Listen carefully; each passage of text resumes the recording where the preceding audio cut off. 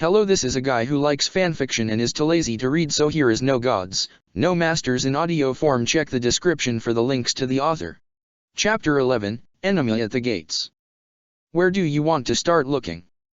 Mako pointed to the docks on the map in answer to Shen's question. Last known location. It's the best lead we have, and even if they're not there we might find a shipping ledger. Future Industries has too many warehouses for us to pick one at random and hope for the best. We could wait for backup, Kija said. Always cautious, Kija. Normally Mako appreciated that, but it was hardly a normal situation. Stake out the warehouses. It needs to be now. Mako jabbed the map more insistently. Before the trail goes cold. Too many people are tied up fighting equalists out there, anyway. We go in loud, find these vines, and destroy them. Shen crossed her arms. Do we even know how to destroy them, boss? That part we can figure out later. First we need to find the things. We'll put 4 people on each side of the warehouse, all go in at once, and tear through every box until we find them. I'm not interested in making this look like anything else, but I certainly wouldn't stop anyone from ripping up the floor once we're done. And if there are equalists there? Kija asked. Or Sato? He paused, drawing his hands back to his sides. There was no good way to answer that question. Shen and Kija knew him well, they might have understood, but there were a dozen other people in the room and none of them were in the business of rewarding visible weakness. He didn't want Asami dead. He didn't even want her hurt, but some of that was inevitable. The only goal he could focus on was finding the spirit vines and getting rid of them. Let me deal with Sato. Open season on everyone else. There, that was vague enough. Most of them grumbled their approval at being allowed to go after equalists with abandon. Shen raised an eyebrow and gave him a quizzical look, which Mako might not have minded if she hadn't been so tall and plainly visible to everyone else.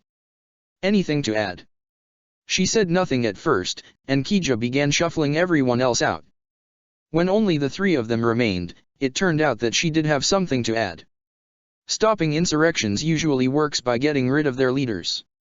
And organizations usually work best when the lieutenants aren't questioning their leaders. Kija slumped in a vain attempt to look smaller as he moved behind Shen. What will you do if she's there, boss? They put 5 of our people in the hospital yesterday. No one's going to be happy if you end up giving your old girlfriend a slap on the wrist. They want blood, she said. Mako nodded and slowly moved around his desk until he was advancing on Shen, leaving her to back away and stumble over Kija behind her. You want someone worse replacing her? Asami is manageable. She has too much to lose by being too brazen against us or the police. The last thing I want is another zealot running around, stringing up benders. And if you ever try this again you'd better run back to the Terra Triad because oh, wait. They don't exist anymore, do they? He knew the trick to cowing Shen was to ignore her height completely. Getting so close that she bumped her chin into her collarbone looking down always worked well. They stared each other down for a moment, but she broke first. She always broke first. Mako knew the day she didn't would be the day when he would work for her. No, boss. They don't. Smart. Kija, we're loading up. 4 trucks, 4 routes. You drive. We'll take 7th Street. That runs right by City Hall, he said, motioning to the map on the desk. You'll drive fast. They followed Mako out of the office without another word, and then out into the property's motor yard. Rain splattered on them, and apart from Kija no one looked particularly pleased with the weather. A few of their firebenders were huddled under an awning while the drivers retrieved the keys for their trucks. It's water, it's not going to kill you, Mako said as he passed them. Let's move it. The trucks hummed to life, and Mako sat in the front of his beside Kija while Shen and she kept their balance in the back. One truck split off at U Street, another at Bagong Avenue, and the third at Xiangdi Street.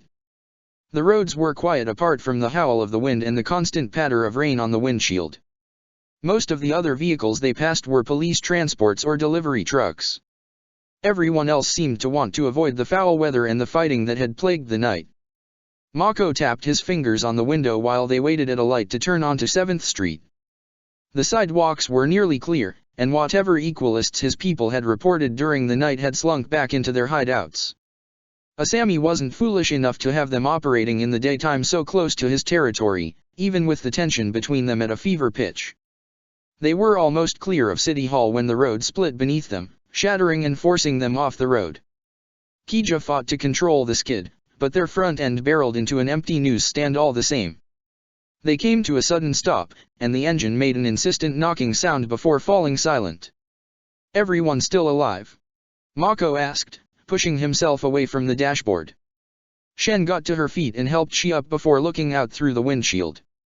Newspapers plastered the glass, all flooded with the same headline about the Northern Water Tribe chief.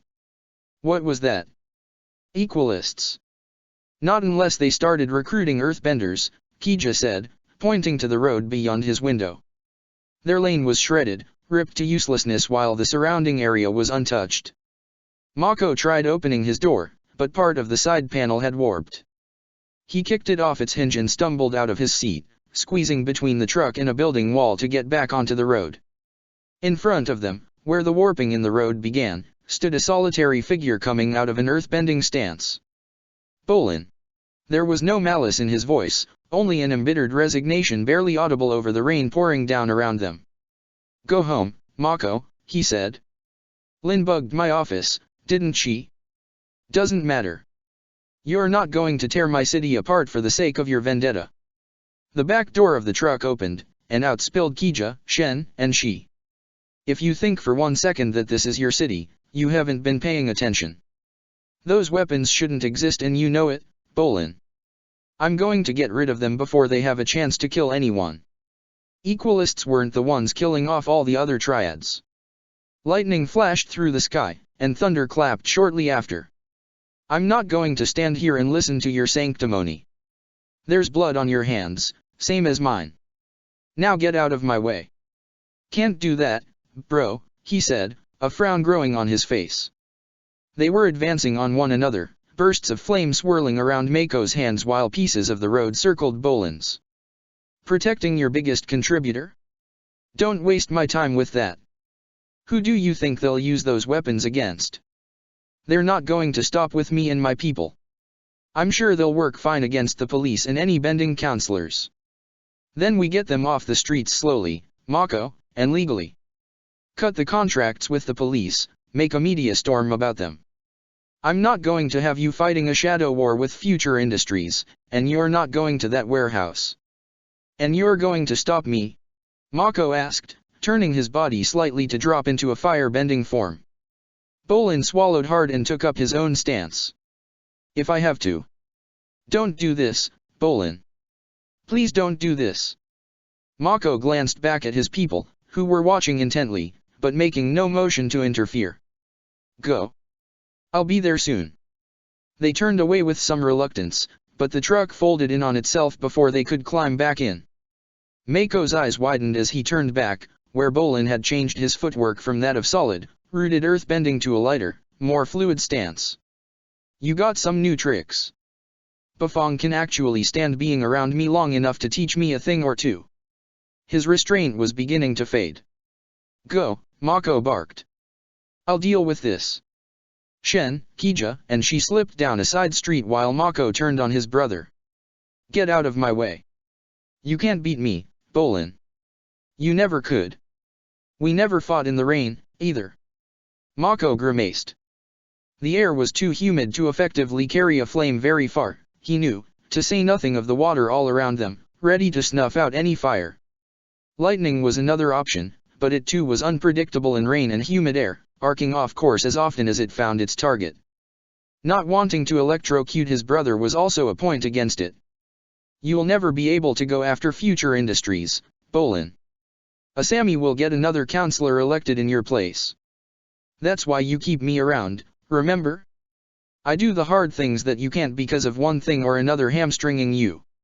I do your dirty work because you're Republic City's golden boy and I'm some thug from the street. What's changed?" His only response was to tear up a larger section of the road, holding it at the ready. Mako gave him a slow nod as understanding rushed through him. "I have to be on my best behavior because you got me out. That's it, right? Sorry, but I can't play the repentant screw-up big brother right now. I have more important things to focus on than preserving your image, Mako spat. Please don't make me do this. Bolin's expression faltered. You're my brother. I love you. I don't want to hurt you. Then don't, Mako said, walking toward him. They locked eyes, the world slipping away around them, and he passed Bolin by, wavering only when the piece of road dropped back to the ground. It was a risk, he knew, but without all the trappings of the office, Bolin was still just his little brother. Mako breathed a sigh of relief as he walked by, drowned out by the rain. I'm sorry, Bolin mumbled, and large chunks of earth shot toward Mako, wrapping around his wrists and ankles. Sparks flew from his tightening fists, which fell to his sides from the sudden extra weight. No, you're not, Mako said, turning around and charging him. His mind was muddled with hurt and anger, but clarity of purpose was enough. Energy surged from the fire chakra in his stomach, channeled up into his right arm, and with great effort he leveled his hand at Bolin. The muscles and bones in his arm surged, shaking as they always did, and lightning erupted from his fingertips. Bright blue-white light surged and forked through the air, casting garish shadows as it split wildly. It faded before connecting, losing too much power as it divided, but it served its purpose. Bolin stumbled back, closing his eyes to avoid the flash and throwing his arms up to brace against an impact that would never come. Mako ran past him, breathing hard from the added burden of the restraints. After several twists and turns down side streets, he stopped at the corner of a building and smashed the stone on his wrist against the wall. The shock that carried up his arm and into his shoulder stung, but he threw them toward the wall again and again. One cracked, and then the other. His wrists were bloody and raw, but he paid them no mind as he did the same for the crude cuffs on his ankles. The pain and limpness in his legs was an afterthought as he started running for the docks. Please don't be too late, please don't be too late. Cora sat with her hands under her thighs as Asami's car sped toward the docks, blowing through red lights and weaving through traffic in the few spots where people were still driving. The windshield wipers flew back and forth as the rain came down, and both of them were still soaked from the brief walk from Asami's house to her garage. Cora had offered to bend the water off, but Asami refused. The docks on the island open up onto a courtyard, Cora said, trying to keep the image clear in her head. The temple's right beyond that, but there are areas off to the side. She looked at Asami, who frowned. I know. We do their maintenance and construction. All the architectural plans are in my office. If anyone from the engineering team is already there, they'll know that island as well as any of the acolytes. Cora bumped her head on her window. Great. Can't you call them off? Say I popped up somewhere else? I swear, if Tenzin's other kids get hurt. I wasn't in charge when that happened. Asami turned down a street that led into the harbor district. I wasn't even in the city when they took that girl's airbending. We focus on triads now. They took another sharp turn. Ahead the road ended and the boardwalk began. And no, I can't call them off. Most of them aren't loyal to me personally, they're loyal to the idea. I organize things and provide material support. Everyone already knows I'm the head of the biggest company in the country, so I don't have the same kind of freedom that Amon did. Sighing, Cora ground her foot into the floor mat, making the knife in her boot bump against her ankle. Wish I hadn't dropped my armor. How are we going to do this? What do you mean? She motioned to Asami's uniform and tapped the shoulder pad. Won't they turn on you if we show up together? This giant equal symbol isn't exactly subtle. I would have been able to find something else if you hadn't rushed me out of the house. Her voice was cold. She was talking to an equalist again, not Asami. Cora's shoulders slumped. With a loud screech, the car's brakes locked and they slid to a stop. Cora wasted no time in throwing her door open and running onto the pier. Air Temple Island was still visible out in the bay through the storm, but only barely. Asami came after her, strapping on a spare shock glove as she ran. Her boat rocked in the waves, but she knew it would take too long to navigate the chop on the bay. Cora focused on the air at her feet and leapt forward over the water, flinging herself out into the bay. When she looked back, she saw Asami waiting at the end of the pier for a moment before jumping onto her boat. Who are you going to help? With a flick of her wrist, The water beneath her froze, and after landing on the disc of ice she launched herself forward again. Boats and bison were scattering from the island in all directions, cutting through the downpour in a mad dash to escape. One bison swooped off to her side, and she landed in the saddle of another. Time slowed as she drew up the air to jump again. She was in the saddle for no more than a second, but she saw Jinora, nearly catatonic with her head in her hands, Pema latched onto the rest of her children, and Tenzin on the bison's head, pulling on the reins to keep it steady in the wind. They looked up at her, but then she was gone again, windmilling her arms to keep steady in the air. It got Jinora off the island, it must be bad. A cruiser, Korra said, kicking downward with a blast of fire to cushion her landing on the low stone dock. To her right was a small ship, painted black and adorned with the same equal character as Asami's shoulder pads. Of course they have a cruiser. She ran up the steps, taking them 3 at a time, and finally burst into the courtyard while sparks swirled around her hands. At least a dozen masked equalists were out in the rain, with more surely inside the temple. There was a brief moment where none of them noticed her, focusing instead on demolishing some spinning gates and kicking their way through the foliage in search of her. Korra tore up a fist-sized chunk of the ground and hurled it toward the gates, catching one of them in the head. "Hey! Looking for me?" No sooner had a few of them turned around than a larger stone crashed into the ground at their feet, sending them scattering. The commotion drew the attention of the others, and she was quickly pressed in against the stairs. Come on," she said under her breath, taking up a guarded stance. Fu Asami's lieutenant, she remembered, stood in the middle of the semicircle, taking his kali sticks out of their holster on his back.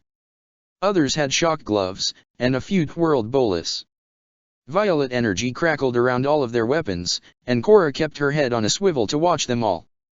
"There. You found me. Now leave. I knew all we had to do was hit the temple to get you to crawl out of your hole," he said, taking a step toward her. The others followed his lead, advancing on her while the rain soaked through their uniforms. Korra nearly stumbled when she found her foot at the top of the stairs and they continued to box her in. "Your past life browbeat you about it. We're not on speaking terms." Korra slammed her foot into the ground and sent a ripple out through the stone as easily as if it were water, moving them all back. "The airbenders haven't done anything to you. Your fight is with the triads, why are you trying to destroy the temple?" He shrugged. "Bending is bending. Why waste the opportunity?" Korra gritted her teeth, lightning jumping from her arms and hands. "Haven't you done enough to these people? If you want to fight, then fight me." "Gladly." One of the equalists at the edge of the semicircle lobbed their bolus at her, energy radiating as it whipped through the air. Korra drew her arms in, directing her chi, and thrust them out, sending lightning ripping through the air. One prong connected with the string of the bolus and traveled to the center, overloading the spirit vine within and blowing it up with the violence of a thunderclap. "Careful, I hear those aren't too stable," she said, but another equalist with a shock glove was already charging her. Korra ducked, missing the shocking aperture by a hair, and struck him in the side, sending punches up from his hip to his shoulder. The fingers of the glove straightened out and his arm went limp before Korra slammed her boot into his chest and sent him flying back. Another bolus came whipping toward her. Korra ripped a pillar from the ground to block it, but it cost her the line of sight she had on 2 of the equalists. She glanced back at the stairs once more, waiting for Asami, but she had yet to appear. "Damn it," she muttered, and pulled in the rain around her. A few more equalists came running out of the temple as twin coils of water encircled Korra.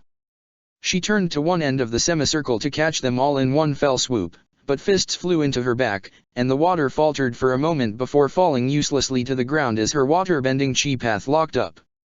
Korra grimaced and changed her stance, drawing in her elbows and turning her palms out.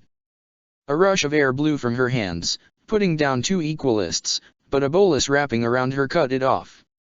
She stumbled, trying desperately to keep her balance as the strings tightened and bound her arms to her sides. The balls topping the strings twisted and wrapped over her abdomen, binding her securely no matter how she strained.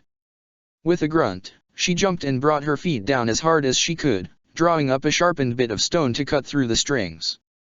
It was rough, and dug into her side as much as the string, but the bolus fell away before it could shock her. A bit of blood dripped onto the ground, only to be quickly washed away by the rain. Enough.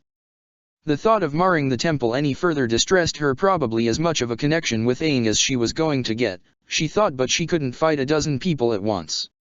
Korra lowered her stance, but flattened her hands rather than tightening them into fists. She focused on the ground between her and the Equalists, grasping at the energy in the earth while she moved through a modified water-bending form. Bright red fissures appeared in the ground, hissing and throwing up steam when the rain hit them, and expanded outward, snaking through gaps in the stone. Korra pushed through the wetness and the heat blasting her all at once, and smirked when she saw the Equalists backing away in barely restrained panic. One of them broke ranks and ran back to the temple, while the others seemed only slightly more confident. "How?" Fu began. "I'm no triad." She brought her hands up, taking the lava along with it, and balled them into fists to cool it back into stone.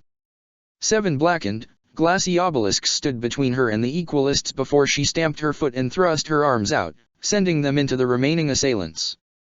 Fu dodged the pillar meant for him and charged her, turning his Kali sticks around and jabbing her in the side. Korra cried out and dropped to one knee as she spun around, but he recovered first and brought one stick up under her chin, digging into her throat and crushing her windpipe. She reached up, clawing blindly, but he struck her hands with the other Kali stick. "No. But you're still only human." The pressure on her throat increased, making it impossible to draw breath. Her head spun, her arms felt leaden, and her burning lungs cried out for air. One side of the Kali stick dug roughly into her jaw. Rain dripped onto her face, and her vision began to blur when Asami came bounding up the stairs. She stopped short, looking from one of them to the other, but made no motion to stop either of them. With the last of her strength, Korra sharply twisted the ground beneath them, enough to throw Fu off balance. The pressure on her throat faltered, and she forced herself back up, slamming her head into his chin. He staggered back, reeling, and fell still. Korra locked eyes with Asami as she rubbed her throat and struggled to catch her breath. Back in the real world now, she remembered sadly. "What happened to the ground here?" she asked, looking at the arc of melted stone around Korra. "Lava bending." Asami gave her an incredulous look, but had no chance to ask her to elaborate before another cadre of Equalists came rushing from the temple's main entrance. They paused when they saw Asami beside Korra, but readied their weapons all the same. "How many of them are there?"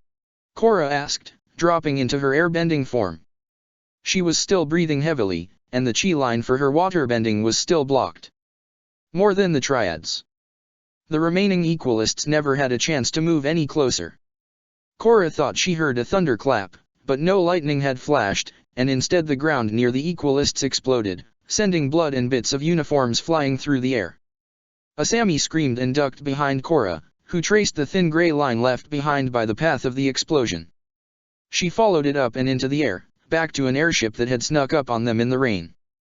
The hull was a dark blue, and in a lighter cyan was an emblem of 2 crashing waves, the heraldry of the Northern Water Tribe. "No," Korra whispered, staring on in disbelief. "No, they can't be here yet." She was still repeating the words to herself as a spear shot out into the courtyard to moor the airship. It reeled itself in, the noise of its rotors lost in the storm raging around them, and the forward hatch opened. Out strolled the last person that Korra ever wanted to see again, who smiled warmly when he saw her. "Hello, Korra." Zahir. Chapter 12, Rebel Spirit. Peely and Gazan followed Zahir out of the airship, stepping over an Equalist lying spread eagle on the ground. They both nodded at Korra, but she stayed fixed on Zahir while the rain beat down. Her breathing calmed, but she quickly noticed how exposed they were in the courtyard. "This temple is larger than I imagined," he said, stepping out from under the airship's hull. Korra looked warily at him while he studied Asami. "I thought Amon would be taller." "Change in management," she said through gritted teeth. Korra stepped in front of Asami, breaking Peely's line of sight on her. "How did you know I was here?" "Where's Minghua?" "The lava was kind of a tip-off," Gazan said. Zahir gestured to the airship moored overhead. "Minghua's still mopping up in the Northern Water Tribe. She insisted on being the one to kill that sanctimonious Chief Unalaq. She'll be joining us soon." "Chief Unalaq," she thought. "That was my uncle, then. Why did you start already?" You told me you'd wait. Told me you needed Republic City, Cora said, her fists tightening behind her back. It's been almost a week since we left her there, I suppose she saw an opportunity. That, or she thought you were taking too long, Peely said. We sure did. Zahir ignored the rain washing over his face. That's not important. You've taken care of the council, I'm sure. I haven't taken care of anyone. The council was fine when I saw them yesterday. His eyes narrowed. Lightning struck out in the bay, and thunder clapped all around them. Then what have you been doing all this time, Cora? The edge in his voice wounded a deep part of her that still screamed family when she looked at them, but she stayed resolute. Asami stood close behind her, shock gloves still crackling. Enjoying some of that freedom you talk about so much. What happened to my parents? You know what happened.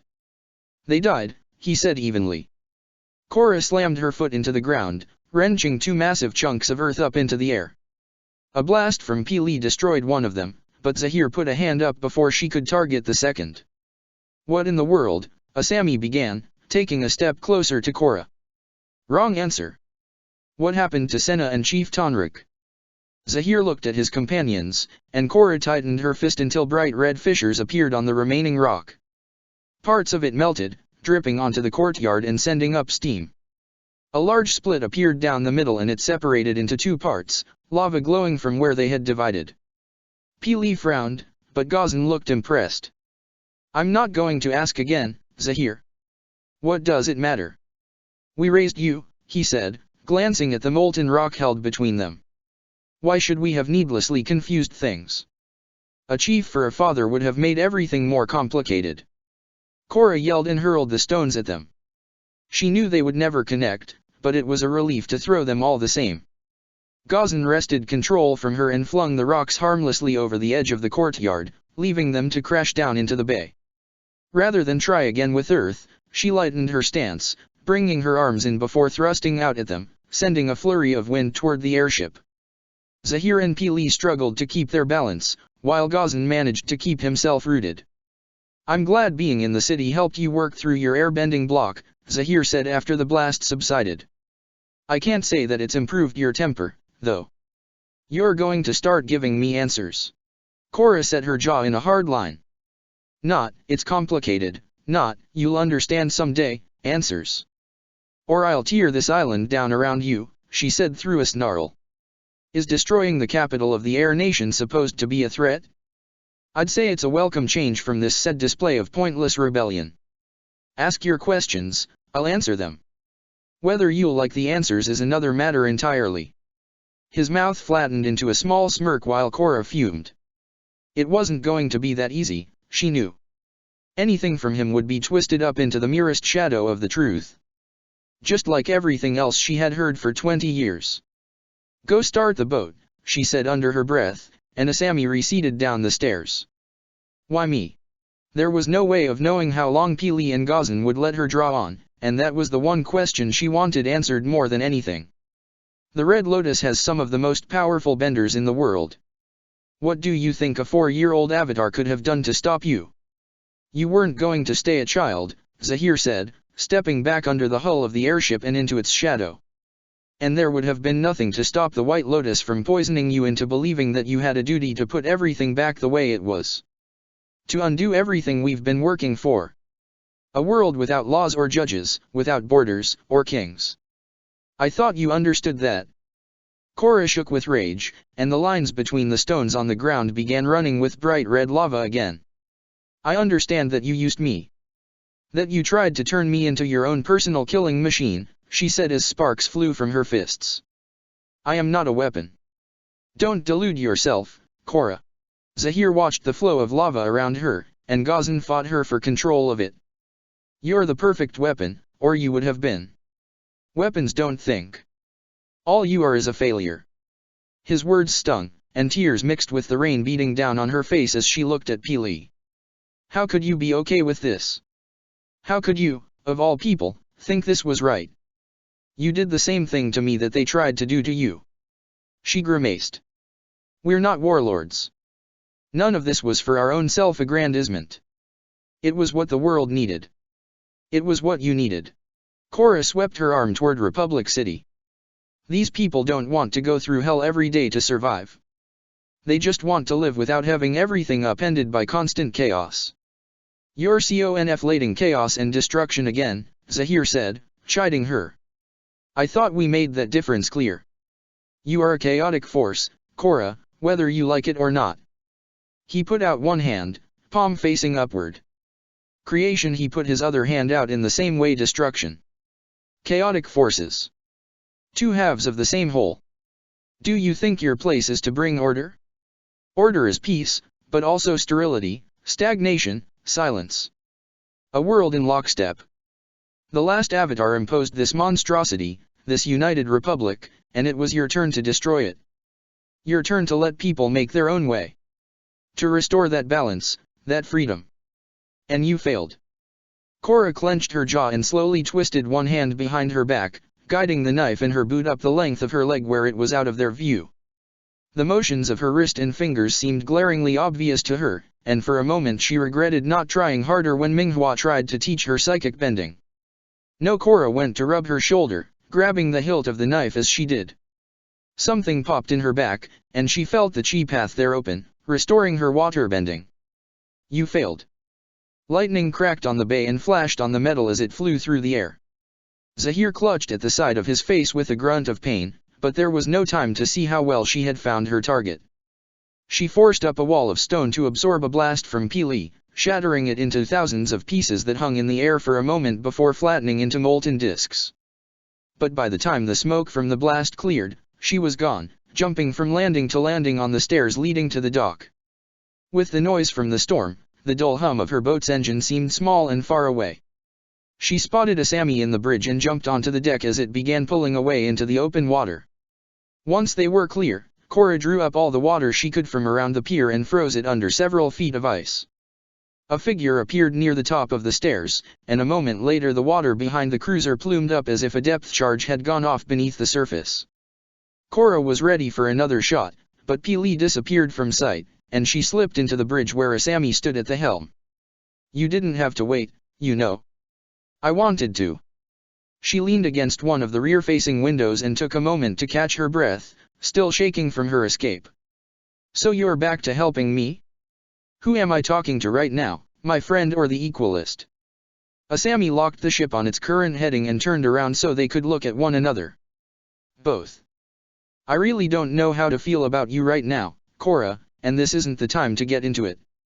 I know I care for you, but I need to work through all of this, okay? Can we just focus on surviving for the moment? We'll have that conversation, I promise. She ran her thumb down Korra's cheek, provoking a shiver. All right. Those were the people you were talking about? Asami asked, returning to the controls. Most of them. Minghua wasn't there, she was the one that killed my uncle last night. The words felt strangely cold and sterile when she said them. All she could conjure up was a vague recollection of a man she met once who looked somewhat like her father. Beyond that, he was nothing more than the announcement of his death, some words on a paper. The dispassion unsettled her, and Korra had to wonder how much of it was due to her lack of contact with him, and how much of it was the way they had tried to numb her to the idea of murder. I threw my knife at Zahir, but I don't think I killed him. I will. I'll kill them all. Taking a life is a hard thing to do. They're monsters. Like me. Like they made me. Monsters don't deserve to live. What happened to my warehouse? Korra looked out the forward windows toward the boardwalk, where they were approaching the dock she used in Asami's car. The warehouse's main door had been peeled away, bent out of shape and pushed to the side. Several vans were parked around the building, all nondescript and black. That son of a, Mako's really making a hard push for those weapons, Asami muttered, cutting the throttle to begin decelerating. Anger bubbled up inside of her, building up so fast that it made her blood boil. It was all Mako's fault. He told Asami she was the Avatar, he got her exposed, he was complicating their escape. Residual rage helped to tunnel her vision, and she stalked out of the bridge to launch herself onto the pier. Soft swirls of air circled at her feet to catch her, and Korra ran up the stairs without waiting to see if Asami pulled the cruiser in safely. Her fists clenched, and the vans parked nearby began to crumple. Inside the warehouse were about a dozen people, tearing through crates, looking over shipping manifests, and generally making a mess of the neat, orderly rows of containers. She recognized a few of them as she crossed the threshold, triads she had scuffled with on her late-night walks, and near the back was a man with a blood-red scarf. Beside him was a tall Earth Kingdom woman, almost of a height with Peely if Korra had to guess, who was prying open a crate. Mako. He turned, and Korra saw cuts and scrapes on his wrists as his expression dropped. Oh, hell. Korra thrust her arm out, intent on blowing them all off of their feet, but sparks erupted from her fingertips instead, arcing wildly through the humid air. There really needs to be a bigger difference between the feelings of airbending and firebending, she thought ruefully. The lightning cut across the warehouse floor, singing the air and sizzling as it diverted and started toward the woman. Mako stepped into the path, pushing her away as he did, and caught the nearest arc. He forced it down through his fire chakra and out through his other hand, shooting it back in the direction it came. Korra tensed as it flashed toward her. She could create lightning without any trouble, but redirecting it had never been as easy. Latent charge on her right hand attracted the lightning, and it coursed back into her arm as they fought for control. Mako matched every push she made to redirect the current, leaving them trapped and connected by the bright strands of energy. He was good, she had to admit. Better than her. Korra, the vines. Asami was barely audible over the crackling of the lightning, and Korra didn't dare look away for fear of breaking her concentration. As it was, she was losing. White-hot pain flashed through her arm, so intense that it felt as if her bones were splintering, and the sleeve of her jacket began to burn away. All of the triads had stopped their searching. Some watched, most ran. Out of the corner of her eye Korra saw Asami beside her, dangerously close if a fork shot off unexpectedly. The pain made her head spin. Her sleeve was gone, and white lines were beginning to trace up from her fingers, advancing in bursts as she lost ground against Mako. First they were at her knuckles, then her wrist, her forearm, the hair there singed away. The lines hit her elbow next, so hot that it felt cold in some spots. The muscles in her arm were in constant spasm, contracting and relaxing fast enough to add another layer of exquisite pain. The white lines were approaching her shoulder, following the path of her veins beneath her skin. Her vision blurred. There were 2 Makos, then 4, and then 1 again, pushing the current back to her. Every breath was thick with the stench of singed air. She was at her limit, unable to force the lightning back without the avatar state that had always been locked away. The sickening feeling of sparks flitting at her heart was too much pain to bear, and she wrenched her arm away, throwing the lightning into a wall of crates. Asami's screams were small and distant, almost muted by Korra's own ragged breathing. She looked at the scorched crates, and the last thing she remembered was a brilliant violet light. Chapter 13, The Avatar State. Red stained Zahir's hand when he took it away from his face to block out the light exploding from the docks across the bay. A great din followed with it, deafening them for a moment as they tried to recover. Above them, their airship twisted under the shockwave while the rotors tried to keep it level. The air took on a violet tinge for a brief moment, but it was gone as soon as it appeared. He stood up from his protective crouch, right eye still snapped shut in response to the gash on his cheek, and watched as debris fell into the water. What in the world was that? Peely asked, looking at Zahir's wound. She heated her hand and pressed it to his face to cauterize the cut, but he took a step back from her. He picked up Korra's knife from the ground, wiped it clean, and stuck it in his boot. Nothing good. Looks like that's the theme for things today. Gazan went to check on the airship's moorings while Peely looked out toward the city. We shouldn't have trusted this to her, she said. Zahir felt small drops of blood drip onto his shoulder. He was never going to hear the end of it, he knew. Well, hindsight is perfect. This is a setback, but there's no sense lamenting it. We still have a lot to do. Taking out the council ourselves, then? Gazan asked. No, they'll have scattered by now and the police will be swarming this island soon. If not for us, then for them, he said, nudging an equalist with his boot. The United Forces will want to know what a foreign military airship is doing in their territory, too. We'll have to bide our time with the United Republic. So what do we do?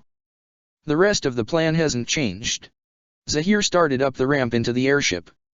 Ghazan opened up their main anchor point once they were on board, letting them drift slowly away from the island. We get to a safe distance and split up. If that explosion didn't kill Cora, she'll be looking for us. We may have to lay low for a while. He headed for the ship's infirmary, but turned back before he disappeared out of their sight. And get Minghua on the radio. Tell her to go right to the Southern Water Tribe. Her ears rang terribly. There was rubble on top of her, pressing down on her legs and her torso. Most of it was cold and smooth, some kind of metal.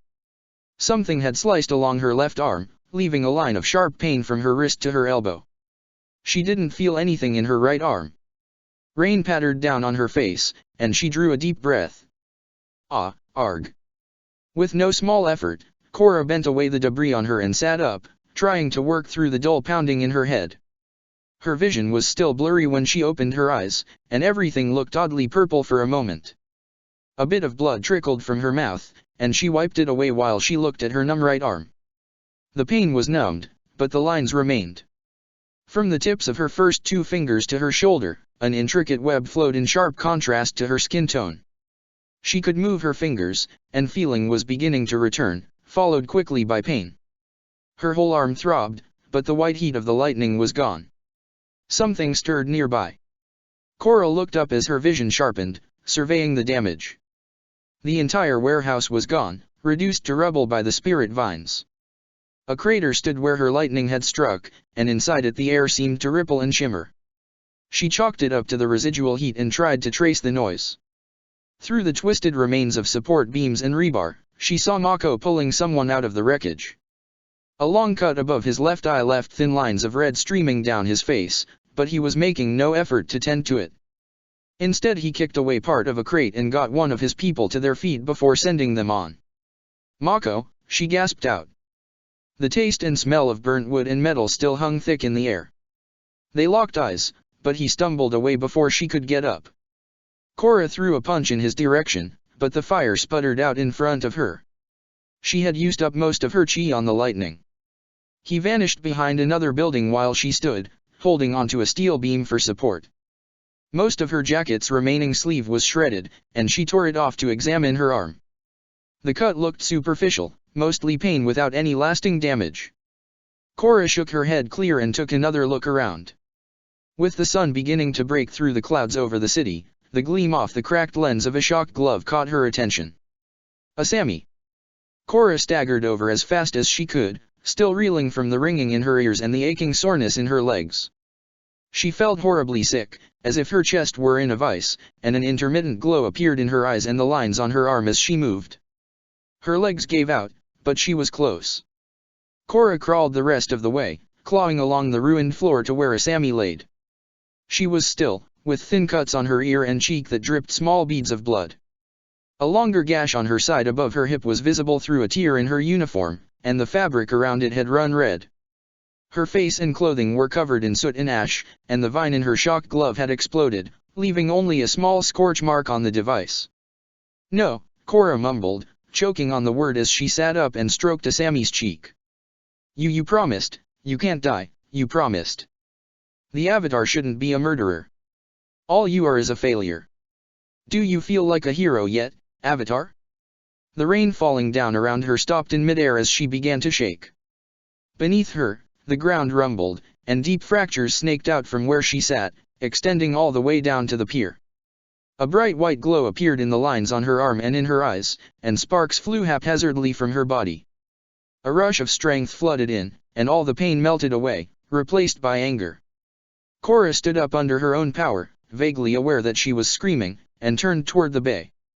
A dark blue pinprick was moving away from Air Temple Island, framed against the gray sky beyond. She tightened her fists and her boat rose up out of the water, hovering in place before she hurled it after the airship. Her aim was off, and it crashed into the island in a great mess of crumpling metal. She was beyond caring. With another step toward the bay, she brought her hands up and the water with it. A wave as high as the city skyline in height rushed out, displacing the dozens of boats still moored at the other docks. It too missed the mark, colliding with the island supporting the statue of the last Avatar. The airship drifted farther and farther out of sight, leaving her with only the city to target. People were spilling onto the boardwalk, visible off to the sides. Some of them were shouting at her, their words only a dull roar drowned out by the blood pounding in her ears. Cora turned and saw some of the council there, along with the police. One of them, a woman with gray hair and solid black armor, shot a metal coil that wrapped around her wrist. She grabbed it, easily overpowering the woman's hold on the metal, and whipped it back at her, striking hard at a pressure point in her neck. The wire fell limp as she collapsed, and Cora recognized the blood-red scarf on the man who grabbed her to break her fall. Mako. Her throat was dry and raw from yelling, and his name only escaped her lips as a gurgle. She made her way toward them, struggling to keep her balance as her head spun. Metal railings twisted and bent as she approached, crushed under the sheer energy radiating off of her. Her ears were ringing again. Pain slowly seeped back in, flooding along her chi paths from overexertion. Fire bubbled up in her muscles, screaming for relief. It didn't matter. She could keep going. Most of the people were backing away, if not running outright, but Mako stayed rooted in place with the woman in his arms. The ground beneath her feet began to melt, and lava plumed up through the cracks she had produced.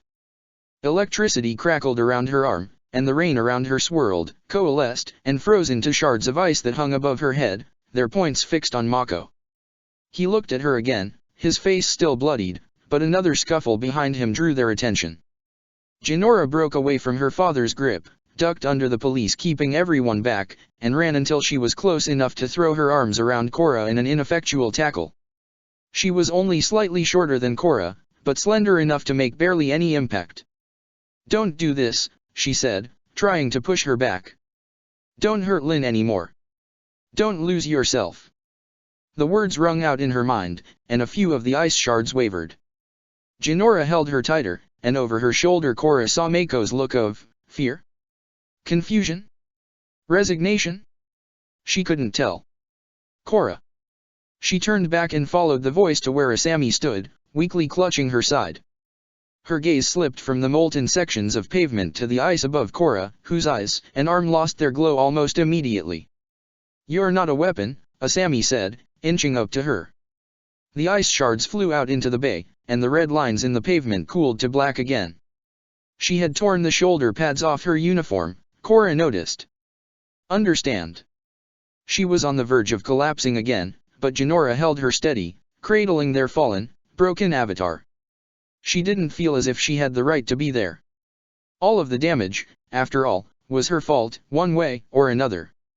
But the last thing she had resembling a home was gone, and she had nowhere else to go, so Cora sat on the boardwalk, propped against a railing. She had cleared the wreckage of the warehouse and fixed the boardwalk once the rain cleared, but the looks everyone gave her barely bothered to conceal disgust. "Avatar Cora." It was a familiar voice. She looked to her side and saw Tenzin standing there, lines of worry carved into his face. Cora got to her feet, but couldn't bring himself to look him in the eye. "Counselor. I hope Chief Bafong is okay." "She is, although she's getting annoyed at how often she seems to get her bending stripped away by chi blocking." Cora cracked the faintest smile.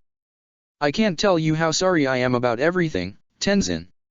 All the lies, getting the temple damaged." Tears trickled down her face. "I'm so sorry." "The temple can be rebuilt, Cora. It's only a thing. A thing I live in, of course, but, anyway. You know, I never lost faith that we'd find the Avatar again." He put a hand on her shoulder, but she scowled. "You'll have to settle for me. I don't deserve to be the Avatar. I came here to destroy this city." "And did you?" he asked. "You might be disturbed at how close I came. I was ready to burn everything to ashes before. If Jinora hadn't grabbed me when she did, I don't know what I would have done." "Excuse me, Cora." Asami had snuck up on them, her tattered equalist uniform exchanged for a more sensible red and black jacket. Bandages were visible under her collar, and she winced slightly as she held out a paper bag. "I got you some seaweed wraps." "You should still be in the hospital," Cora said, taking the bag and looking inside. "And thank you. The healers worked on me, I should be fine in a day or two." "You went to healers?" "I still feel weird, but it was better than laying in a hospital bed for 3 weeks. She shrugged and looked at Tenzin. Counselor, we'll have teams on the island tonight to start rebuilding. I also blocked out 2 floors at the 4 elements for your family and the acolytes. No charge, for anything. Thank you, Miss Sato, Tenzin said, giving her a small nod before adding, guilty conscience. I'm sure I don't know what you mean, Counselor. These seaweed rolls are really good, Korra mumbled, her mouth full. Tenzin pursed his lips. Of course not. We greatly appreciate all the help from Future Industries. And you, Korra? What are you going to do now? You're welcome to stay with us on the island once the temple is repaired. I understand your boat was lost. A large part of her boat was wedged into a cliff on Air Temple Island and they both knew it, but she appreciated his sensitivity all the same. She finished her seaweed roll and shook her head. I got a hotel room, too. But I'm not staying long, I need to find Zahir and the others as soon as I can. There's no telling how much more havoc they'll wreak while they're out there. There will have to be formal hearings to the council before we can lend any support. Based on the level of efficiency I've seen, we might not have that kind of time, Korra said, looking to see how many seaweed rolls she had left. They already hit the Northern Water Tribe, and I don't know where they're going next. I don't have time to wait around for bureaucracy, and I'll go it alone if I have to. Asami put a hand on her hip. You won't be alone. Superpowered bending anarchists? I'd never forgive myself if I missed this opportunity. Warmth rushed through Korra's heart. It wasn't the conversation she was promised, but it was something. She smiled, the first real smile she had felt in hours. Thank you. Don't worry, we'll get them, Asami said, throwing a playful mock punch. Air rushed from around her hand and struck Korra's bag, plastering rice and seaweed all over the side of her torn jacket. She and Tenzin both looked at her, wide-eyed, but neither of them could match the horror dawning on Asami's face. How, what? She turned toward the bay and repeated the motions, going through a chi-blocking form. With each strike a flow of air audibly rushed out, and she stopped only when tears began to shine in her eyes. You were at the epicenter of the explosion, Korra said, her mind racing. And you told me those vines get drawn to a person's chi paths. Not to mention that you were probably steeped in spiritual energy from being at the air temple just before. Tenzin let his mouth hang dumbly open. What if this happened to others? To Jinora? But I'm not, Asami began, running her hands through her hair. Tenzin was already heading away. I'm not a bender. She fell against Korra as sobs began to rack her. Chapter 14, Rebirth. Ugly. Korra sat in the front of the shop, looking sullenly at her right arm and the complex web of lines running from her fingertips to her shoulder. Rather than fading over the past week, all they did was redden and raise slightly on her skin, making them all the more noticeable. The healers were optimistic about them fading over time, but they never seemed confident enough to look her in the eyes when they said it. Every time she talked to someone, their eyes would inevitably slip to it, and she was beginning to regret exchanging her tattered jacket for the tight blue compression vest. It hurt, too. When the skin was free to breathe like the healers recommended, it was a dull but manageable discomfort. When she tried wearing a detached sleeve, like the one on her left arm, it became a hot throb, quickly spreading and becoming intolerable. So she left it exposed, her latest damage visible for all to see. At least Asami could cover the thin line on her side from the explosion, but then, she was having her own host of issues. On the days when Asami even ventured out of her house, to go to her office or make plans with Korra at the hotel, she seemed in even worse sorts than she had been after the explosion at her warehouse. Her movements were stiff and slow, she barely spoke, and she looked at her hands with such unbridled disgust that Korra worried for her safety. On the first day Asami stopped by, Korra had offered to run through airbending forms with her to help her adjust. When she finally got her hearing back, Korra decided not to try that again. Avatar Korra. She looked up at the clerk who called her. He had her armor folded on the counter, and she went up with her ticket. Avatar. The word felt bitter in her mind. She didn't deserve that, not after everything she had tried to do. It's just Korra. Everything all set. Yes, we dyed the whole thing in the colors you picked out, he said nervously, sliding it toward her. We also made the right sleeve detachable, like you asked. Korra took the armor and held it up, letting it unfold and hang in front of her. She had debated throwing it away, but pragmatism won out. It would be rather fitting to go up against the Red Lotus with the tools they had given her, she thought. The red was gone, replaced by a deep navy blue and silver trim. A large white lotus adorned the chest, and straps on the right shoulder allowed the sleeve to come off completely. They had moved the metal from the sleeves to the thighs, maintaining all of its functionality. She nodded and placed it in her backpack before turning for the door. "Send the bill to the council," she said. For what they were asking of her, picking up a single tailor's bill wasn't nearly enough. The midday streets were busy, but everyone gave her a wide berth. Tenzin had honored her request to keep her presence in the city quiet, but the press was voracious, and after only 2 days her face was plastered on every paper, her name in every radio broadcast. She scowled and jumped onto a passing streetcar. As much as he hated to admit it, Bolin was right. The beard felt stupid. Mako pushed through the last few sit-ups of the set and scooted himself back against the cell wall. He rubbed his shoulder, listening for something, anything, that might break the monotony, but the wing was silent. There was nothing left to count, like he had done the first day back. 97 sandstone bricks, 1 light, 11 drips from the sink every single minute. Lin had taken no small amount of glee in putting him back in his cell, but he was liable to lose his mind focusing on that too intently, and instead he had filled his week with exercise and picking at the new cut over his left eye. She had never looked as happy as when she tossed him back in his cell. Mako had laughed bitterly over that for the first few days, before the thought made him bite back tears. He scratched at his face, brushing over the facial hair Bolin laughed at whenever he neglected to shave. No razors, they had said. It was just as well, there was no one coming to visit him anyway.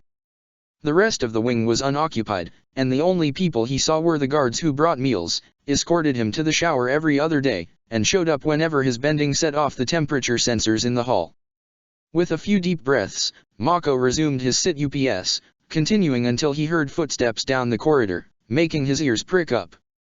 It was possible that he had lost all sense of time in the small, windowless box, but it still seemed too early for dinner by far. He had already showered earlier that day, and he wasn't bending, so there was no good reason for someone else to be in his little wing of the jail. Step. Step. Step. There was a pause. Step. Step. Step. One person. Why would a guard be there, he wondered. It was neither. Bolin peered into the cell, seeming quite a bit less chipper than the last time they were in the same situation.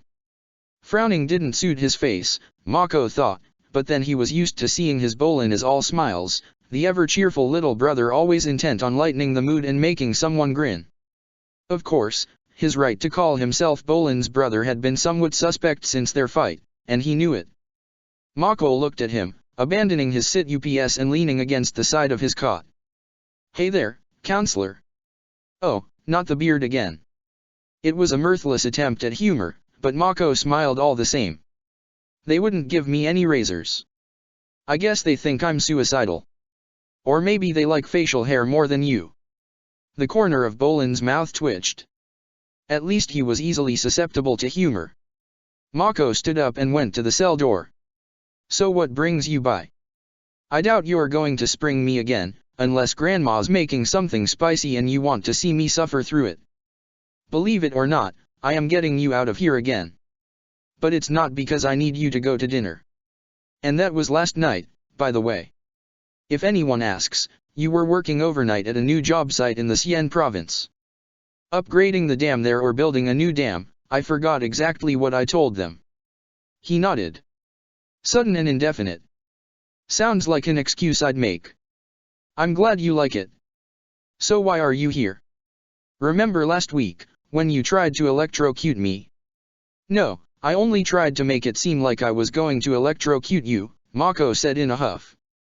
"Did you really think I would do that? You've done a lot of things I never thought you'd do, Mako."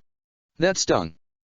Anyway, while that was happening, some anarchists, the Red Lotus or something, showed up on Air Temple Island, tried to kill the Avatar who was originally here to kill me and the rest of the council, and then escaped after Asami's warehouse blew up. Mako blinked a few times, trying to process Bolin's seemingly perfunctory version of events. I don't think I'm getting all the details here, or how it relates to me. I got thrown back in here for breaking and entering, not sure how they'll be able to prove that since the building is currently rubble and assault with a felony bending upgrade. Anarchists and assassinations are way beyond me. As I was saying, Bolin continued, these people already attacked the Northern Water Tribe and killed their chief, and we have it on good authority that they aren't stopping there. Another set of footsteps echoed toward them from the far end of the hallway. Bolin glanced that way, but said nothing. Who's that? Mako asked. Good authority. I'll spare you the details, because I'm sure you'll hear them later anyway, but the Avatar is leaving to hunt them down.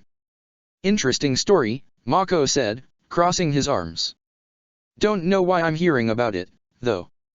Because you're coming with me. Korra stepped into view, and Mako's eyes widened. She had changed out of her shredded jacket in favor of a snug blue vest, and her right arm had a red lightning scar running up the whole length from her first 2 fingers. He kept his breathing even under her cool gaze, but after a moment he turned back to Bolin. What, saving the city the expense of a trial? This is some kind of joke, right? If there's a joke here, it's on me, Korra said, squeezing one of the straps on her backpack. She waved her scarred hand, and the cell door shot open. Let's go, time isn't a luxury I have. Oh, that's just what I need. You, me, and no witnesses. Forget it, Water Tribe. She frowned. Fine. Rot in prison. Korra turned to leave, but Bolin moved around her to keep her from going. Wait. Mako, get out here. It wasn't an offer, we already packed some of your things for the trip. You're going with the Avatar and she's not going to kill you. Right. That was the deal, she said through a grimace. I'm hunting criminals. I need someone who can think like a criminal. Shouldn't be much of a stretch for you. Mako took a single cautious step out of his cell. Asami's the one you should be dragging along if you want a criminal. My racket was never as successful as Future Industries. Yeah, she's coming too. That was the price of the council's support, getting you both out of the city. Now let's go. What's she talking about, Bolin? Mako asked. There was a very tense pause from his brother. Throwing you back in jail didn't calm down any of the triads. Whatever fighting we managed to contain between them and the Equalists came back with a vengeance in the past few days, especially after they found out that you were in here and Asami wasn't. The council forced a vote. They want you two away from the city for a while so we can start getting things back to normal. They're waiting for us, Korra said. Conscious or not, you're coming with me, and we're leaving now. No, I don't have a bad feeling about this. Not at all. Mako and Bolin followed her back to the main part of the building, rushing every so often to keep pace with her. Is this your idea of a punishment? Mako asked under his breath. I make you look stupid in front of all your politician buddies and you hand me over to the Avatar? A woman who's attacked me every single time we've crossed paths? Who tried to kill me at least twice? It seems to be going okay so far, Bolin said, smiling to himself. And despite what you might think, this isn't about you. This is about what's best for the city and the United Republic. This is about what's best for you. Bolin shrugged while Korra opened the door back to the processing area. In this case, our interests happen to align. Intake was filled with cops, most of whom Mako knew by name. Some of them took his bribes, some of them were annoyingly idealistic, and at the main door stood Lin, drumming her fingers on the sleeve of her armor with an icy glare. The snippets of conversation he caught when they walked in died down, and the thick tension only broke when Lin spoke up as they neared her. I'm asking to put revolving doors on all the cells next week, Counselor, she said. Seems like it'd be faster. Very funny. You've made your feelings on this perfectly clear, Chief. They stopped in front of her, and Mako suddenly felt very small. Everyone else was working on a much larger stage than he was, and now he felt more like a puppet in some scheme he didn't fully understand than the boss he had been a week ago. The council outvoted me. You're asking for a war in my streets. And you, Lin began, turning her withering gaze back on Mako, don't think for one second that you're off the hook because you got dragged along on this. By Linear. His use of her name and almost resigned tone made something flash in her eyes that another person might have mistaken for softness, but Mako knew better. You had so much potential, she snapped, and stormed off to another room. They left the building and headed for a waiting car, but their path was quickly blocked. Shen accosted them on the steps down from the station, and while Bolin wove around her, Mako and Korra stopped. Everything okay, boss? She asked, eyeing Korra. It's all fine, Shen. I have some community service to do with the Avatar here. Not sure when I'll be back, can you look after things until then? She nodded and stood aside. Korra went by, joining Bolin in the car, while Mako hung back for a moment. Take what you need from my office, he whispered to his lieutenant. Burn the rest. Bolin had climbed into the passenger seat, while Mako and Korra shared the back. She rubbed her scar as they pulled away from the curb and merged into traffic. I took your brother, now for that political support you promised me. What have you heard? She asked. Chief Eska didn't even wait to hear our whole request before she gave the order, Bolin said, turning around in his seat so he could see them. Minghua is persona non grata and no longer enjoys any protections as a citizen of the Northern Water Tribe. Eska said that if you bring her back, it had better be in pieces. And the others? Gazan. We haven't heard from Ba Sing Se yet. Pili? Zahir. Bolin shook his head. Fire Lord Izumi contacted us yesterday. She told us that the Diet won't sanction assassinations against two nationals, and neither will she. They abolished the death penalty decades ago, so that wasn't a surprise. I don't care what they will or won't sanction. No one's going to be safe as long as those two are alive.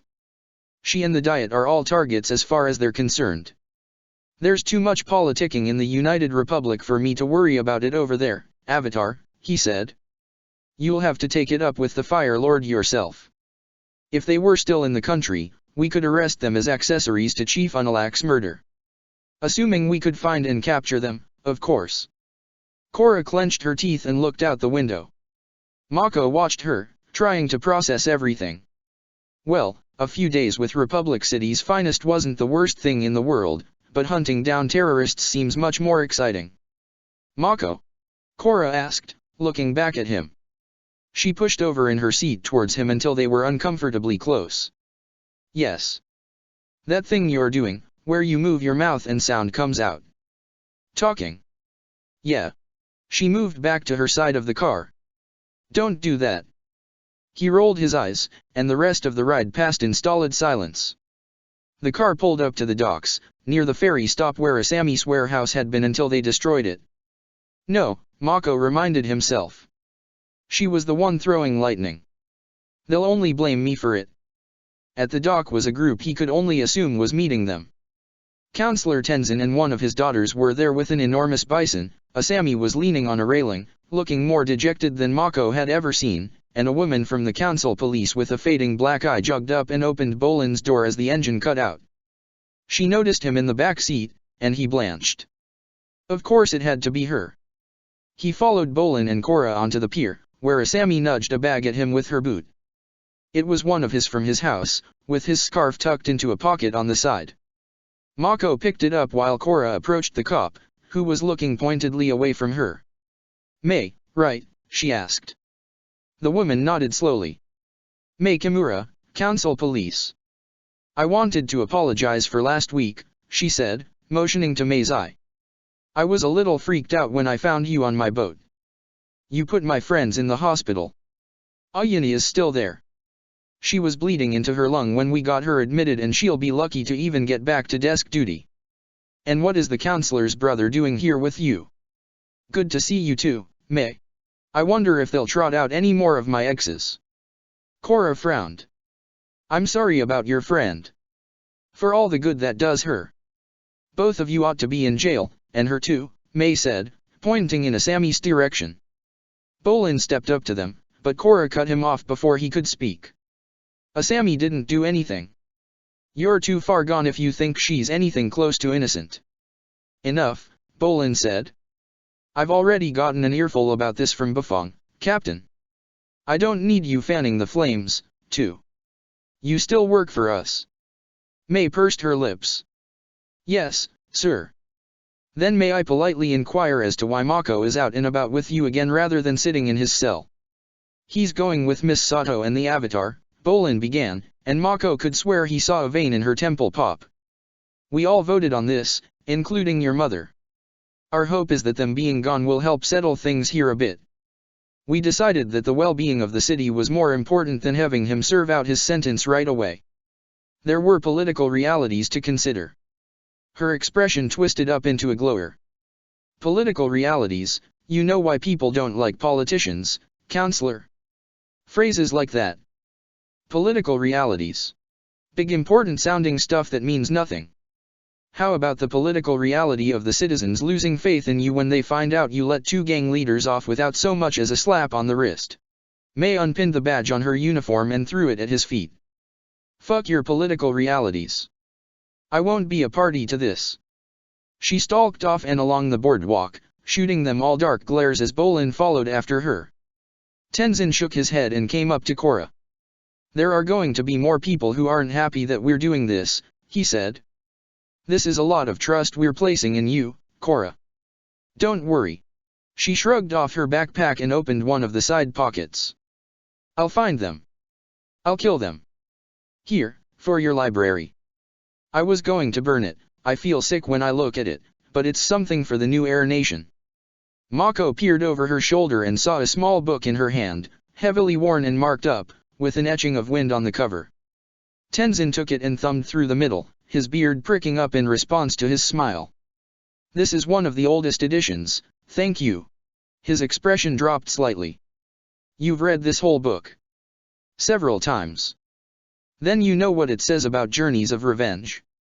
Korra bristled, and they all looked at her. Even Asami, morose as she was, turned toward them. Tenzin's daughter gripped at the fur of the bison. I know what it says. A man is not a man if he does not take his revenge. I know the whole proverb, counselor, so don't try to twist it into something about forgiveness and pacifism.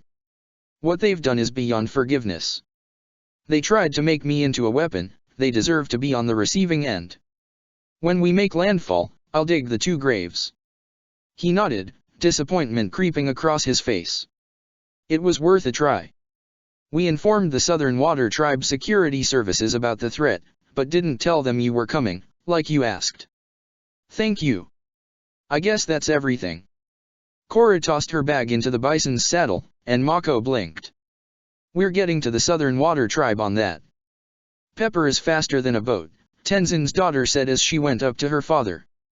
I wish you'd reconsider leaving, Jinora. Ah, that's her name. Mako vaguely remembered Bolin mentioning it once. She was the one who had her bending taken. I'm 17, Dad. And I'm going with the Avatar, I'll be okay. It's just like when we visit Grandma and Aunt Kia. Besides, you should use that space in the temple for the new airbenders. Mako cocked his head. I've been away from the newspapers for a while, did you say new airbenders? Jinora nodded, bitterness plain on her face. 104 new airbenders, thanks to her. She jerked her head in Asami's direction, who was trying and failing to climb up the bison's side. Korra reached down from the saddle and hauled her up. Mom isn't too happy about having to share the Mother of the New Air Nation title. I'm sure she'll manage. Tenzin knelt down and kissed her on the forehead. Be careful, sweetie. I love you. I love you too, Dad. Jinora went to her bison and hopped up into the saddle, while Tenzin looked sternly at Mako. It was the same kind of gaze that Asami's father used to give him, but he was used to people looking disapprovingly at him. Counselor. Please make sure my daughter gets to where she's going unharmed, Mako. Hunting people and babysitting, he thought. This day gets better and better. She'll be fine. Mako adjusted the strap on his bag and approached the bison. It looked at him and grunted before turning to sniff at him. He stood stock still, unsure of how to react to a massive flying beast inspecting him, and after a moment it opened its mouth and drew its huge, sticky tongue up over his face. Ugh. He stepped back and tried wiping his face dry, but there was so much saliva that he only succeeded in moving it around. Everyone had a good laugh, and Jinora offered him her hand after she had positioned herself on the bison's head. "Ah, he likes you." With a quick jump, Mako grabbed her hand and swung himself into the saddle. Korra and Asami were at the back with the supplies, looking out into the bay toward Air Temple Island. "I'd hate to see what happens to people he doesn't like. You might want to hold on to something, Pepper, yip yip." The bison beat his tail and started for the end of the pier. Everything in the saddle shook mightily, and there was no indication of them rising into the air. Until the very last second, they didn't seem to be heading anywhere but the water. Mako braced himself against the saddle, but the splash never came. Instead the wind picked up, rushing through his hair as they gained altitude at a head-spinning pace. When he opened his eyes again, Mako saw Republic City beneath them, fading to white as they pushed through the clouds. He looked back at Korra and Asami, who seemed held by equal wonder, and for the first time since being released his sense of foreboding dimmed. "This is really something, Jinora," he said as they began to level out.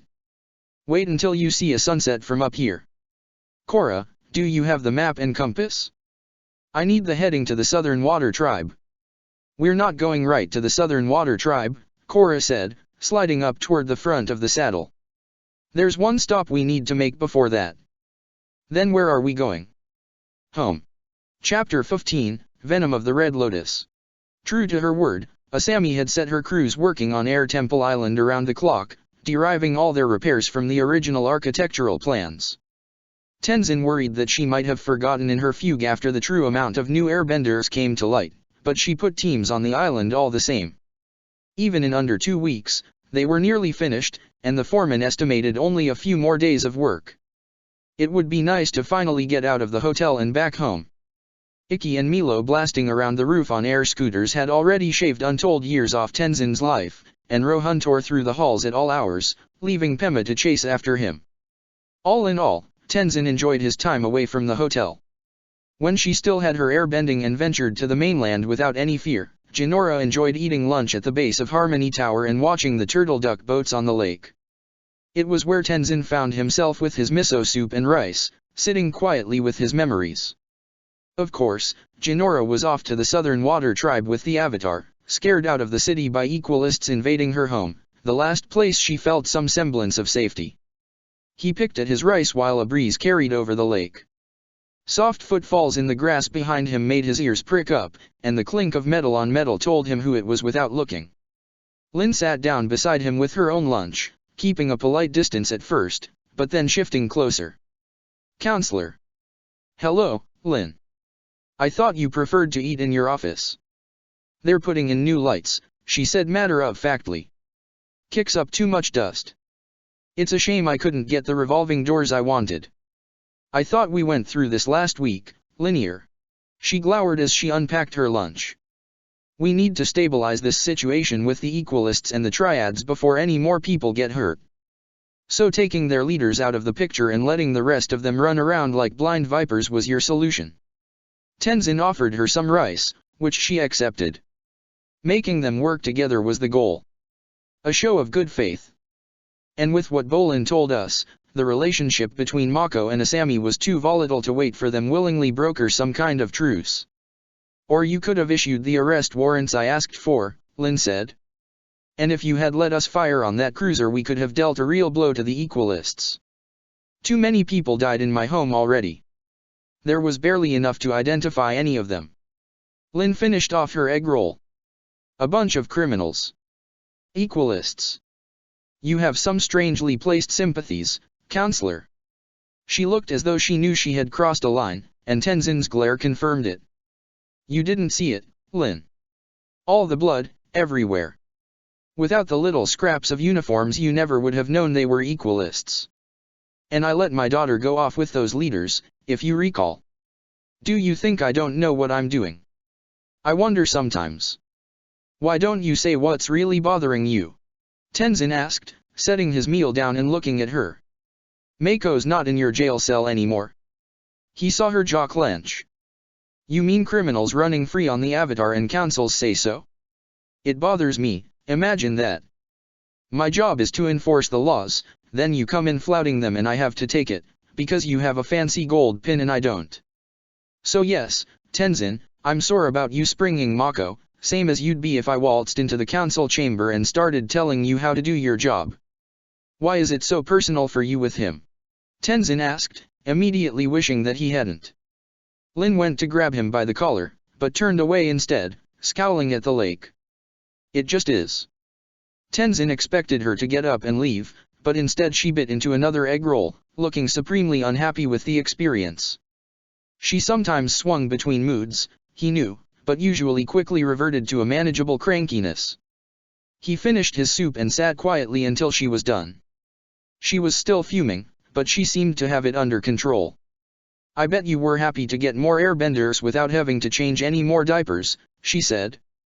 Tenzin nodded. 104, all over the city.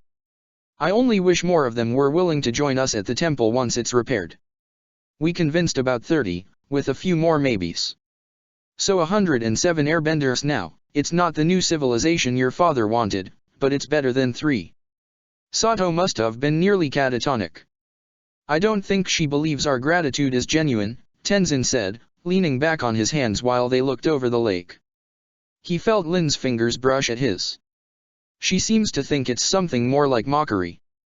Must be what it feels like to her. How'd Pema react? He took his hand away and sat up straighter.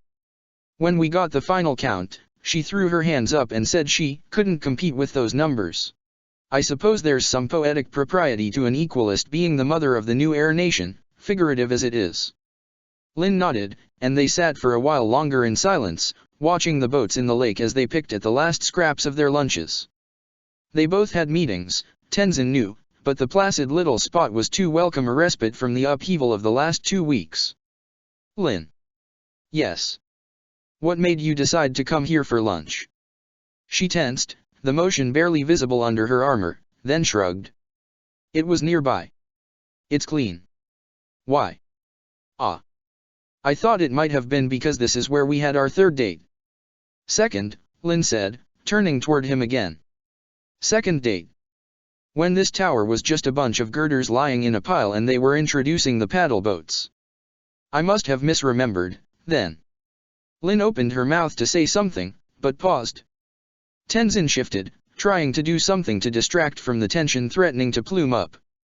He didn't like the direction their conversation was taking, he didn't like that he had taken it there, he didn't like the looks they were exchanging as they inched closer together, and he didn't like that he wanted it all to continue. Maybe you need a refresher, she finally said, the usual edge from her voice gone. Her hand found Tenzin's again, and the distance between them was closing slowly, agonizingly slowly, until Lin's gaze slipped past him, her eyes narrowing. She pulled back, turning away from whatever had drawn her attention. Behind you. 2 guys by the tower base. Tenzin glanced back as inconspicuously as he could, and indeed there were 2 men standing close to one of the legs of the tower.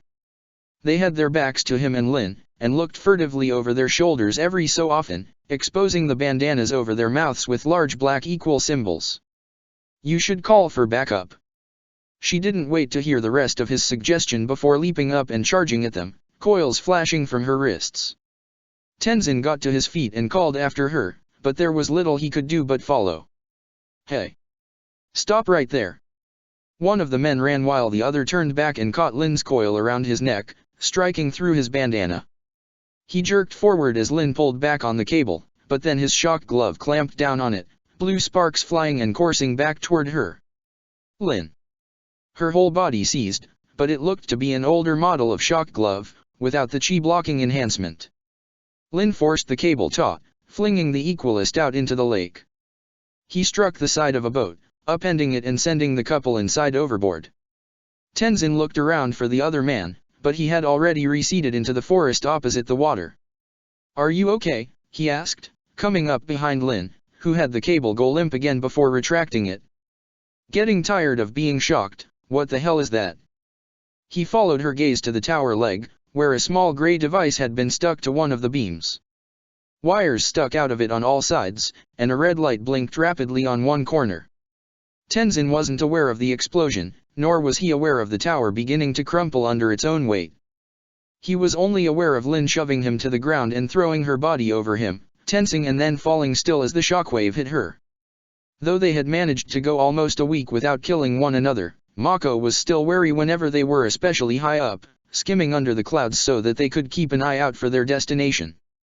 He kept clear of Korra, all too aware that she wanted him there even less than he wanted to be there, and Asami stayed slumped in the back of the saddle on the best of days. Sometimes he would look back and catch her staring over Pepper's side at the water far below. He didn't know whether it was a physical or emotional result of suddenly gaining airbending, but it concerned him either way. Asami was the only thing that had prevented Korra from destroying the city, and in the air she would have a much smaller selection of targets if Asami decided to jump out of the saddle. While Korra searched for a single minuscule island on the endless expanse of blue around them, he found other ways to amuse himself. Whoever packed the bag he had been given included a few creature comforts from his home. When he wasn't conscripted into being a lookout, he had a deck of cards to busy himself with, or his erhu to practice. The others tolerated his playing, and one night he caught Korra swaying to the tune before she noticed and went to sleep. The rest of the time he was forward of the saddle, on Pepper's scratchy, uncomfortable fur, sitting with Jinora. She was the only one that would speak to him beyond quick grunts or gruff orders, which was a welcome change. A few times she gave the reins over to him so she could help prepare a meal, and her compliments on his flying touched the brotherly part of him that he had long since tamped down. She was smart for a 17-year-old, too. Probably a result of the monastic temple life, he figured. There were few subjects she couldn't carry for at least an hour or so, and more than once Mako found himself learning something new. She also never missed an opportunity to throw a dirty look at Asami, which Mako couldn't say he didn't appreciate.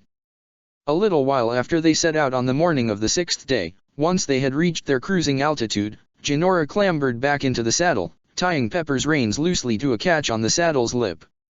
Korra was looking over the side as she always was, and Asami sat hunched over at the rear, knees drawn up under her chin. Her gaze burned a hole in the middle of the saddle until she looked up and made eye contact with Jinora. "You're an equalist," she said simply. There was no question in her words, only a careful evenness. Mako cocked an eyebrow, and even Korra turned away from her sentry duty. He had wondered when the issue was going to come up.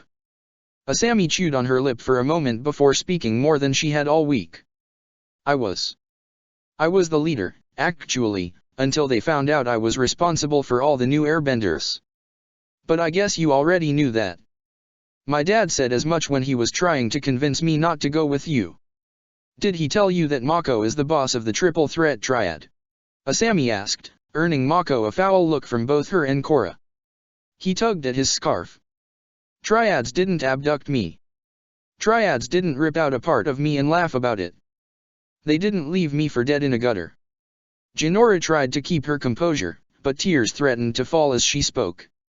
Mako had stumbled onto the subject once 3 days before, and she only became sullen and glassy-eyed until he took the conversation elsewhere. Unlike what he expected, Korra didn't rush to Asami's defense, but remained a silent observer. I'm sorry, Asami mumbled. I wasn't in charge then. There were triads they should have been focusing on. You're not sorry. I had nothing to do with it. She got out of her hunched position and leaned forward, as if to show her honesty. Mako recognized the gesture, but Jinora seemed unconvinced. I know you didn't.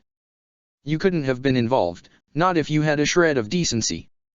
But you're not sorry.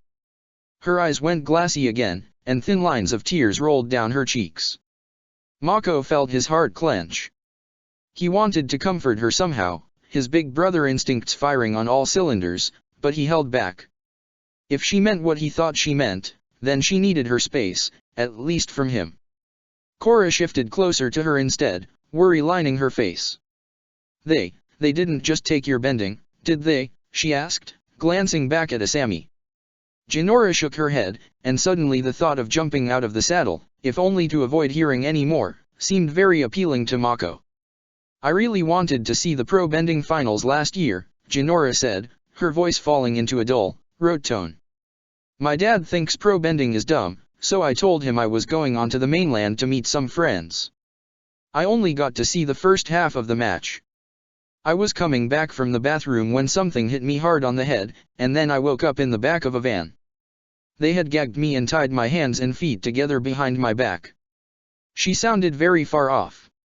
Korra put a hand on her shoulder, but she shrugged it away.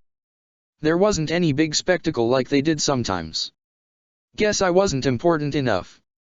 Someone dragged me out of the van and sat me up. He put his thumb on my forehead, and that was it. It felt like someone knocked the wind out of me. I couldn't breathe for a minute, and then I had no energy. Most of them left, some of them, Jinora's voice cracked, some of them stayed. Asami was crying as well, and Korra seemed torn between them.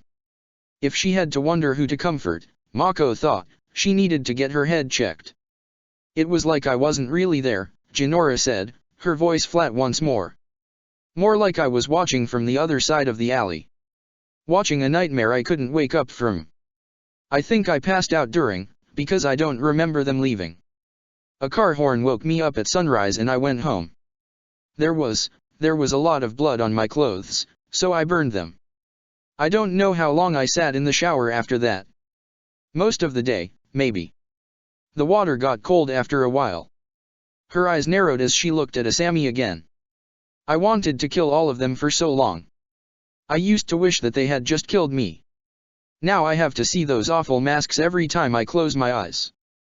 I've wanted to push you overboard every night. Korra bristled. But that's too good for you. All of you.